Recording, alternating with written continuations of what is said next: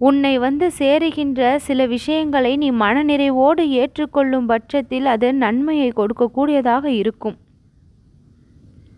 என்னுடைய அடியவர்களுடைய தகுதிகளை எப்பொழுதும் கவனித்து கொண்டும் அதை மேம்படுத்தி கொண்டும் இருக்கின்றேன்.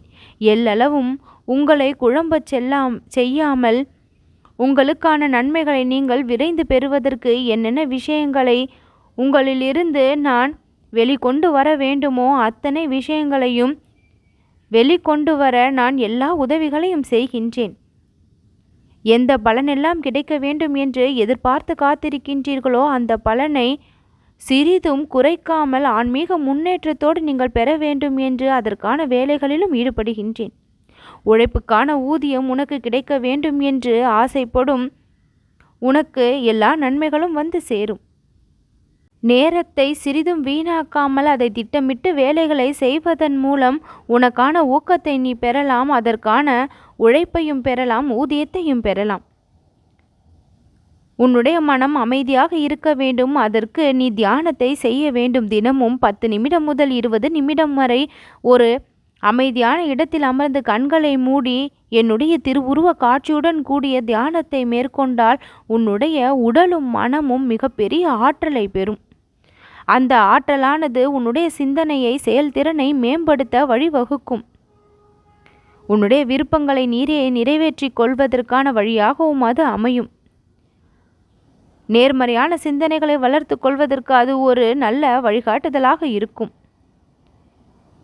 வாழ்க்கையின் மீது நம்பிக்கை இழக்காமல் எதிர்மறை எண்ணங்களை எல்லாம் சற்று தள்ளி வைத்துவிட்டு உனக்கான விஷயங்களில் நீ ஈடுபட அது உனக்கு நல்ல வழிகாட்டியாக இருக்கும்.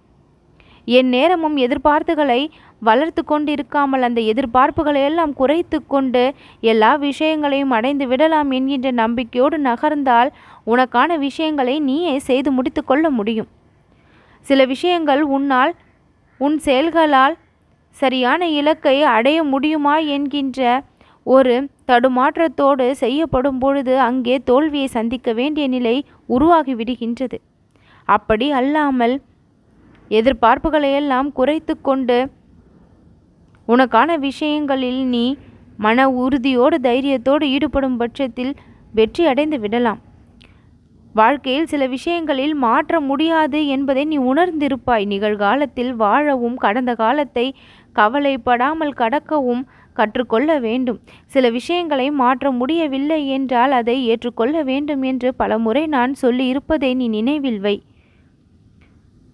மாற்ற முடியவில்லை என்றால் அதை ஏற்றுக்கொள்வது சிறப்பானது. அதுதான் அடுத்த கட்ட நகர்விற்கு சரியானதாக இருக்கும்.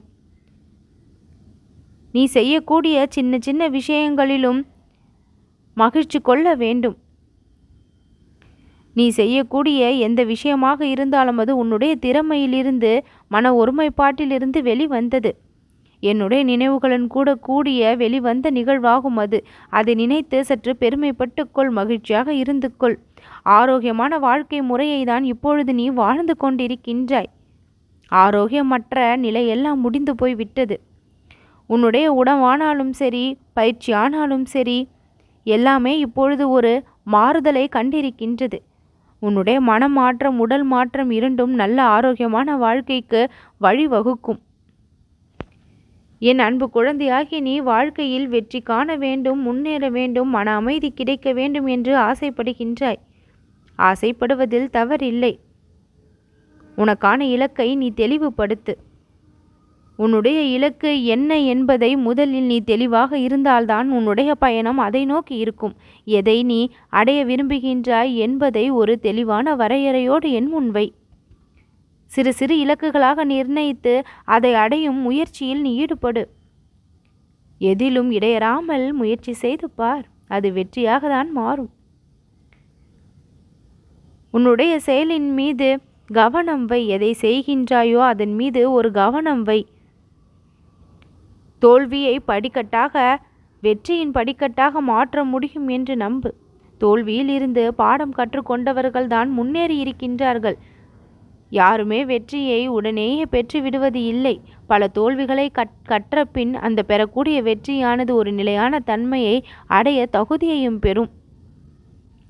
இப்பொழுது நீ சந்தித்து கொண்டிருக்கும் பிரச்சனைகள் தீர வேண்டுமானால் மன உறுதியோடு அதை எதிர்கொள்ள வேண்டிய தைரியம் உனக்குள் இருந்து பிறக்க வேண்டும்.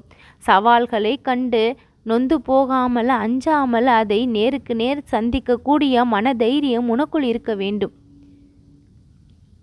யாரையெல்லாம் நீ நம்ப மறுக்கின்றாயோ, யாரின் மீது ஒரு நம்பிக்கை ஏற்படவில்லையோ அவர்களின் மீதும் சற்று நம்பிக்கை வைக்க பழகு. அவர்களை நம்பி ஒரு சில செயல்களை நீ செய்யும் பொழுது அது உன்னுடைய வாழ்க்கைக்கு ஏற்றதாக இருக்கக்கூடிய காலத்தில் இப்பொழுது வந்திருக்கின்றாய். அவ நம்பிக்கையை உன் மீதும் பிறர் மீதும் வளர்த்து கொள்ளாமல் இருக்கும் பட்சத்தில் நன்மை உண்டாகும். உண்மையான அன்பை பரிமாறும் பட்சத்தில் நன்மை உண்டாகும். போலியான விஷயங்களை எப்பொழுதும் செய்யாமல் இரு.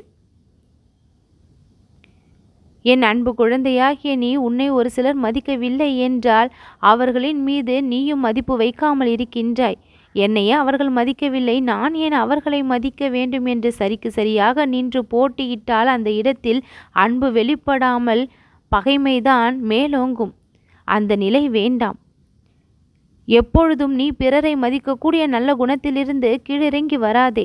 அவர்களுடைய தரம் தாழ்த்தி கொண்டு அவர்கள் கீழ்நிலையில் நடந்து கொண்டு மதிப்பில்லாதவர்கள் போல தெரியட்டும். ஆனால் நீ அவர்களை மதிப்போடே நடத்து.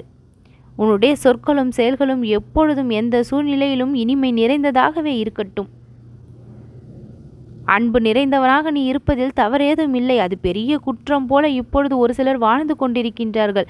நம்மிடம் அடக்கமோ பண்போ அன்போ இருந்துவிட்டால் நாம் வாழ்க்கையில் முன்னேற முடியாது என்று தவறாக ஒரு எண்ணத்தை வைத்து கொண்டு அவற்றையெல்லாம் கைவிட்டு விட்டு வாழ்ந்து கொண்டிருக்கின்றார்கள். தன்னை கடினமாக காண்பித்து கொண்டால் வெற்றி பெற்று விடலாம் என்று நினைத்து கொண்டிருக்கின்றார்கள். ஆனால் அது நிலைத்து நிற்க முடியுமா என்று கேட்டால் கேள்விக்குறியாகி விடுகின்றது. தற்சமயம் வேண்டுமானாலும் அது சரி என்று நினைத்து கொண்டு அதன் பின்னால் செல்லலாம். ஆனால் அது நிலையான மனிதர்களை சந்தோஷத்தை கொடுக்குமா என்று கேட்டால் நிச்சயமில்லை. அன்பை பகிர்வதால் குறைந்து போய்விட மாட்டோம். பிறரோடு சிரித்து பழகுவதால் குறைந்து விட மாட்டோம். அன்பையும் மகிழ்ச்சியும் பகிர்ந்து கொண்டால் அந்த இடத்தில் ஒரு நல்ல சூழ்நிலையும் நேர்மறை ஆற்றலும் உருவாகும். பிறரை பார்த்து சிரிக்கவோ மகிழ்ந்து பேசவோ பிறர் பலமுறை யோசிக்கின்றார்கள். யோசனை இல்லாமல் செய்யக்கூடிய விஷயம், செய்ய வேண்டிய விஷயம் அதுதான். உண்மையாக நீ இருக்கும் பட்சத்தில் இறைவனினுடைய துணையும் இறைவனுடைய ஆசீர்வாதங்களும் உனக்கு எப்பொழுதும் இருக்கும். மகிழ்ச்சியாக உன்னுடைய சூழ்நிலையை நீ மாற்றிக்கொள்ள முயற்சிக்கும் பொழுது இறைவனும் மகிழ்ந்து உன்னுடன் இருப்பான். என் ஆசிகள் என்றும் உனக்கு உண்டு. நல்லது நடக்கும்.